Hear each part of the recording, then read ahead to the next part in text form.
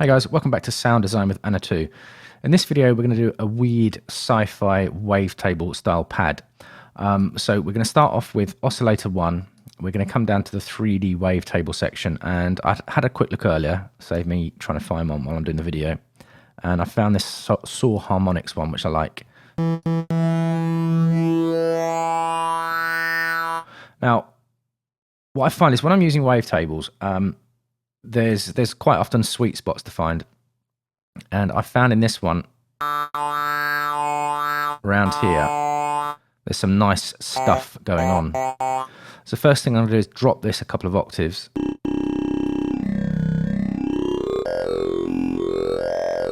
so I'm going to use this oscillator around there, and then I'm going to use one of the sample oscillators to complement it. And I had another look earlier and I found this shimmer one. Now let's just solo that and listen to this quickly. So it's doing this kind of thing. Now I don't want it up here. I'm going to drop this as low as it'll possibly go. And the reason for doing that is it becomes atonal. It becomes more of a kind of background sound then. And you can use, the thing about using samplers as oscillators, you can use them creatively like this. You don't have to use them pitch. You don't have to use them the way they're intended. So this 3 octaves down sounds more like this.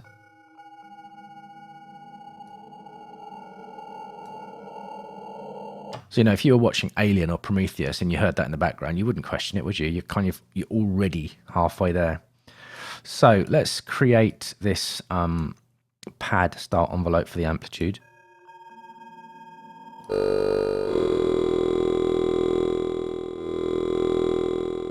And we're going to run oscillator 1 through filter 1. We're going to take the sampler out of the filter 1. So let's move this over to filter 2 so that it's not running through this filter. And I will use something like, I just want a low pass filter to run oscillator 1 through.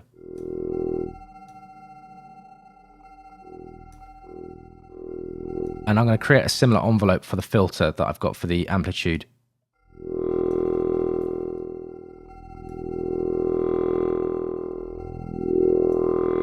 And then we're going to use some resonance to push that through a little bit. And let's try some drive. And let's just mute the sample oscillator for a second. And then what I want to do is I want to take an LFO to move this wavetable position. So I'll use LFO 1, oscillator 1, morph. Where are we? There we are. So if you use the depth knob to find the region, you know, how much of this you want to modulate, and then slow it down because we don't want it modulating that fast in this sound. And then bring the filter back down again.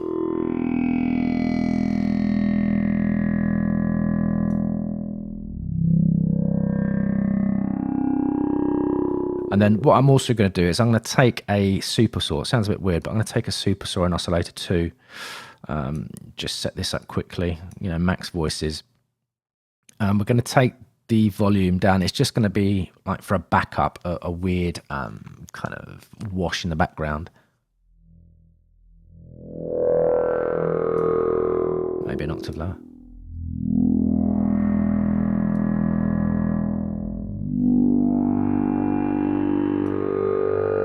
So you can just about hear it there. Right, let's switch the sample oscillator back on. Effects wise, we're not going to use a lot. We're going to use the standard delay and reverb because this is kind of a special effects kind of sound. That's really all you want. I'm going to use ping pong. It doesn't really matter what you set this to because it's going to be a long sound anyway. I'm just going to set it to 4/16, so it's like a quarter note.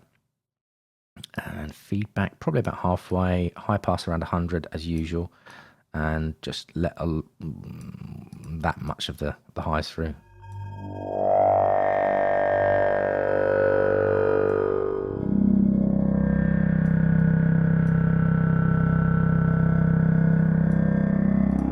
And then finally we're going to add a plate reverb, decay time quite high, 5 or 6 seconds, something like that. Big plate size, so you want a big room. Early and late reflections can stay around the middle. Modulation I'm going to whack up because I do like the modulation on this reverb algorithm. High pass around 100. No, actually maybe a bit more.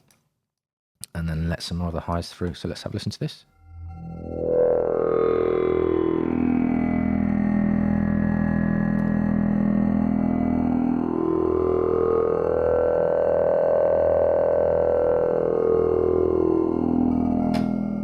So that's a pretty cool sci-fi style pad sound going on there. I mean, you could go mad with sounds like this. You could spend ages, adding more modulation and fine tweaking it, but I've only got a short time in this video, so I hope you found this one useful, and I'll see you in the next one. Thanks.